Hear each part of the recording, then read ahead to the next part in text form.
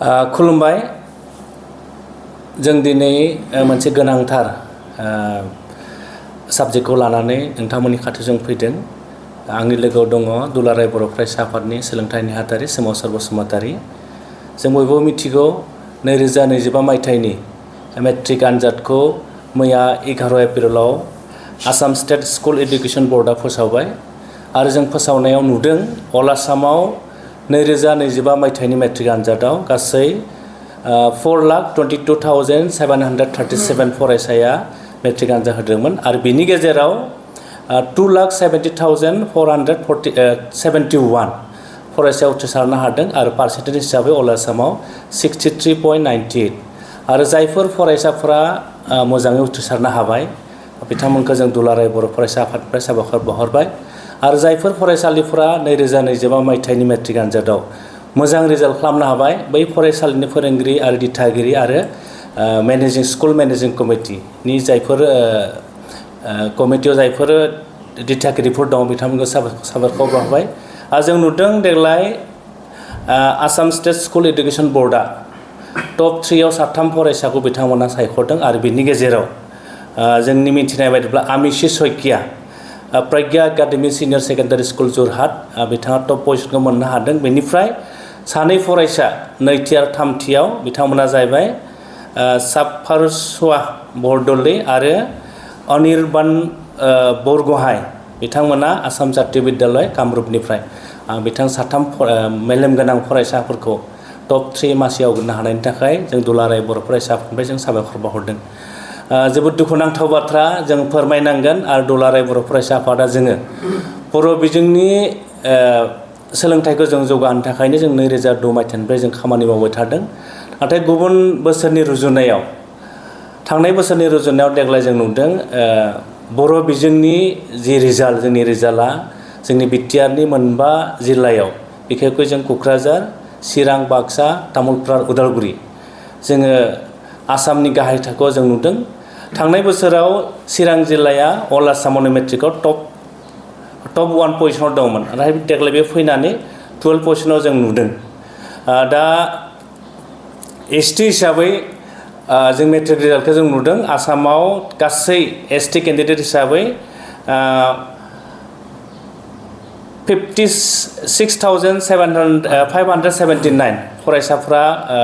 ST प्लेननिफ्राय बिथांमोना एग्जामाव जिरायदोंमोन आरो बिनि गेजेराव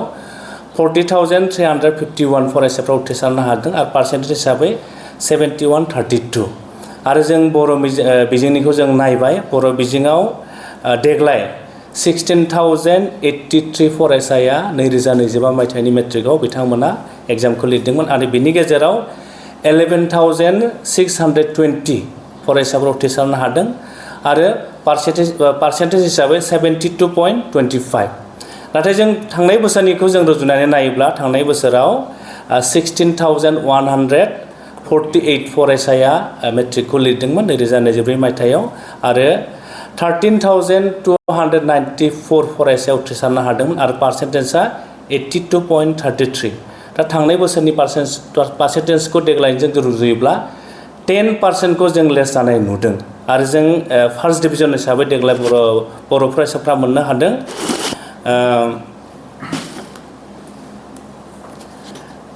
2,824 देग्लाय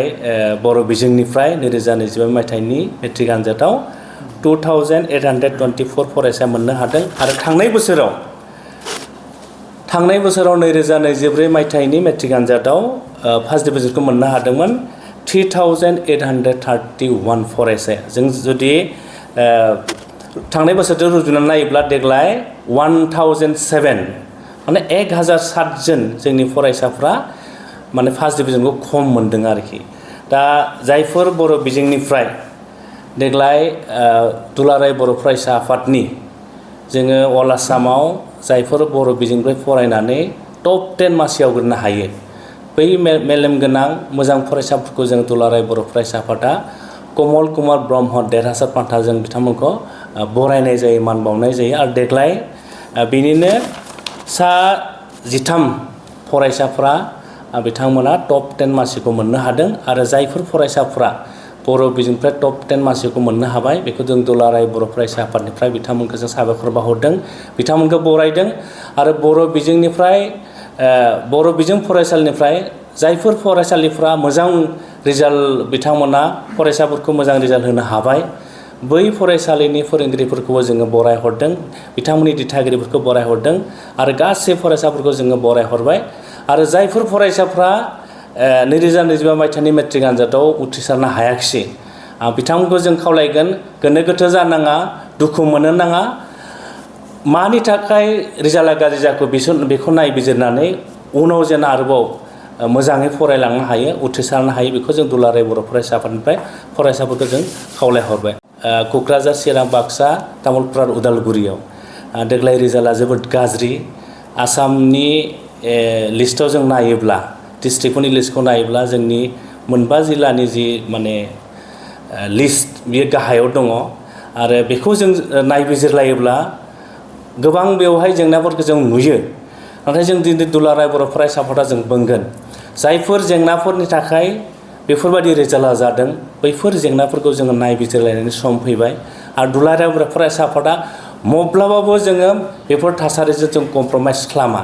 बे थासारिखौ सौसिलांनो थाखाय दुलाराय बर' फरायसा आफादा जों मावथांखि लादों आरो जोंहा मोनसे मावथांखि दंखायो आदब आरो गुन गोनां सोलोंथाइनि मावथांखि आरो बेखौ जों दुलाराय बर' फरायसा आफादा बे मावथांखिखौ जों मोनसे जांख्रिखांनाय हिसाबै जों लादों आरो बेनि थाखाय जों दुलाराय बर' फरायसा आफादा फैबाय थानाय समफोराव जोङो बेफोर रिजाल्टफ्रा मानो खम जालांदों मानो ल' स्टेन्डार्ड जालांदों बिनि बागै जोङो जोंनि फोरोंगिरि जोंनि दिथागिरि जोंनि फरायसा जोंनि जायफोर समाजारि जोंनि जायफोर आफादफोर दङ बिथांमोनखौ लानानै जों सावरायलायगोन जायफोर इडुकेसनिस्ट दं बिथांमोनखौ जों लानानै सावरायलायगोन आरो जोङो आसाम सरकारखौबो जों खावलायगोन बिटिआर सरकारखौबो जों खावलायगोन जे सरकारनिफ्राय बर' बिजोंनि फरायसालिफोरखौ जाबायदि बिथांमोना जोथोन लानांगौ बेखौ लानांगोन जों नुदों गोबां जोंनि बर' बिजोंनि फरायसालिफोरानो दाबो भेन्सा जानानै दङ बिटिआर सुक्ति जालांबाय बिटिआर सुक्तिनि 6.3 आव रोखा रोखा लिरनानै दङ जे भेन्सार स्कुलफोरखौ सरकारि खालामनांगौ आरो बेनि थाखाय जों दुलाराय बर' फरायसा आफादा 6.3 पइन्टखौ जोङो इमप्लिमेन्ट खालामनो थाखाय जों सरकारखौ नारसिनगासिनो दङ आरो बेनि अनगायैबो जायफोर सरकारि बर' बिजोंनि फरायसालिफोर दङ जों नुदों गोबां फरायसालियाव दाबो फोरोंगिरिया थोजासे नङा बबेबा फरायसालियाव बिगियाननि फोरोंगिरि गैया अबेबा फरायसालियाव जों सानखान्थिनि फोरोंगिरि गैया अबेबा फरायसालिफ्राव दाबो इंराजिनि फोरोंगिरि गैया आरो गोबां फरायसालिफोराव थोजासे फोरोंगिरि गैया बैफोरबायदि फरायसालियाव थाबैनो आसाम सरकारखौ जोङो खावलायगोन थाबैनो बेफोरबायदि बर' बिजोंनि फरायसालिफ्राव फोरोंगिरि थाबैनो थिसननांगौ आरो जि मोनसे गाज्रि रिजाल्टआ बर' बिजोङाव जादों बे गाज्रि रिजाल्टनिफ्राय जोङो रैखा मोननो थाखाय जों उदां जानो थाखाय सरकारा जेसेबां खामानिखौ मावनांगौ सरकारखौ जों खावलायहरबाय आरो जोंनि समाजारि जायफोर अनुष्ठानफोर दङ जायफोर जोंनि समाजारि आफादफोर दङ बिथांमोनखौबो फैबाय थानाय समफोराव दुलाराय बर' फरायसा आफादा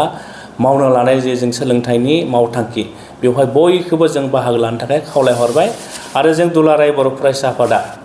जोंनि 19थि कमल कुमार ब्रह्म देरहासार बान्था 2025 मायथाइनि जायफोर फरायसाफ्रा मोननो हाबाय आं बिथांमोननि मुंखौ जास्ट आं नोंथांमोननि सिगाङाव फोरमायनो नागिरदों सेथिखौ मोननो हादों UN एकाडेमि तामुलपुरनि नयनमणि बर' बिथाङा गासै 561 टटेल नाम्बार मोननो हादों आरो पार्सेन्टेज हिसाबै 93.5 नैथियाव दङ चिरां जिल्लानि UN एकाडेमि बिजनीनि हायुंसा बसुमतारी बिथांनि पार्सेन्टेजआ जाहैबाय 91.17 थामथियाव दङ बाथौ आश्रम हाई स्कुल मेदाखात बाक्सानि मिथिसार स्वर्गियारि पार्सेन्टेजआ जाहैबाय 90.67 ब्रैथियाव दङ सिजु एकाडेमि केशव नगर बाक्सा गोजोन बर' पार्सेन्टेजआ 90.5 आरो बाथियाव जों साथाम फरायसाफोरखौ मोननो हादों बेनि सायाव हाथरखि फरायसालि सालबारिनि बाक्सानि 89.83 रिमजिम बसुमतारी क'क्राझार UN एकाडेमिनि भानुप्रिया ब्रह्म आरो तामुलपुर सानजाबोरालि सोलोंसालिनि गरेस्वरनि बिथां निजोम गोरा बर' जोङो बाथि मासियाव साथाम मोननो हादों आरो द'थि मासियाव दङ बाक्सा जिल्लानिनो हाथरखि फरायसालि सालबारिनि अलंबार बर' आरो स्निथि मासियाव बाक्सा जिल्लानि हाथरखि फरायसालिनिनो भिजन कुमार बर' आरो 9थि मासियाव बाक्सा जिल्लानि बाथौ आश्रम हाइ स्कुल मेदाघाटनि ब्रजेन बर' 88.67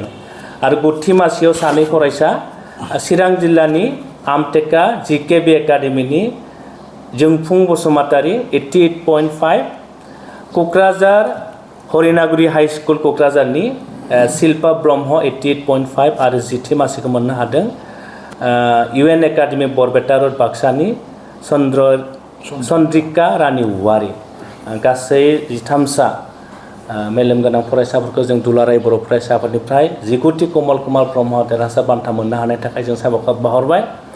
आरो फैबाय थानाय समाव दुलाराय बर' फरायसा आफादा मा जेंनानि थाखाय बर' बिजोंनि जि रिजाल्टआ नांगौ बायदि जानांगौमोन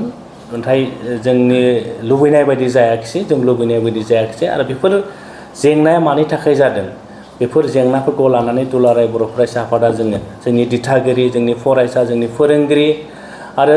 जायफोर सोलोंथाइजों लोब्बा गोनां जोंनि सानसुमैफोर दं बिथांमोनखौ जों लानानै दुलाराय बर' फरायसा आफादा जों खामानि मावगोन बे बेलायाव बयखौबो दुलाराय बर' फरायसा आफादा जि थांखिया नोजोरखौ लादों जोंनि सोलोंथाइखौ बर' बिजोंनि सोलोंथाइखौ जौगाहोनो बे बेलायाव बयखौबो जों हेफाजाब होगोन होननानै जों मिजिंथिबाय आरो बयखौबो खनसेबाव 2025 मायथाइनि मेट्रिक आनजादाव उथ्रिसारनो हानायनि थाखाय दुलाराय बर' फरायसा आफादनिफ्राय साबायखर जों बावहरबाय जों दुलाराय बर' फरायसा आफादा जों नायदों जों नुदों जे बांसिन जोंनि फरायसाफ्रा ड्रप आउट जानाय जोंनि बिबां बे ड्रप आउट बिबाङा बिराद बांदों आरोखि जोंनि दा मोनसे जोंनाव रिपर्ट दङ प्राय 25-30 जोंनि बर' बिजोंनि फरायसाफ्रा बोसोराव ड्रप आउट जागासिनो दङ आरो ड्रप आउट जानायनि बेलायाव आरो बे रिजाल्ट गाज्रि जानायनि बेलायाव मा लोब्बा दङ होनब्ला जों बुंगोन बेवहाय जे गोबां जोंनि बर' बिजोंनि फरायसालिफ्रानो जायफोर सरकारि दङ दाबो थोजासे फोरोंगिरि गैया जों नुदों बेवहाय आरो जायफोर बर' बिजोंनि दा भेन्सार स्कुल दङ बेफोर सरकारि जायाखै बेनि थाखायनो जानो हागौ जोंनि जे रिजाल्ट बे रिजाल्टआ जोंनो खम जानायखौ जों जादों होननानै जों सान्दों बे बेलायाव दुलाराय बर' फरायसा आफादा जों सिरियासलि जोङो माइन्डलि जों नायदों दा बेफोरखौ जोङो मोजां थासारियाव लाबोनो थाखाय जोङो खावलायहरदों आसाम सरकारखौ थाबैनो 6.3 बिटिआर सुक्तिनि जे 6.3 बेखौ नोंथांमोना इमप्लिमेन्ट खालामनांगौ बाहायनांगौ आरो जायफोर सरकारि स्कुलफोराव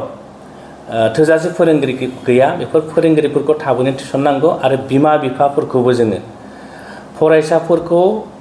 मोजां मोनसे इनभाइरनमेन्ट होनानै गावनि गथ' गथायखौ जोथोन लानो जों खावलायगोन आरो बेफोर गासिनो जाजोबोब्ला आं सानो बर' बिजोंनि जि हायलांनाय जि मोनसे जोंनि रिजाल्ट बे मोजां जागोन होननानै दुलाराय बर' फरायसा आफादा जोङो सानो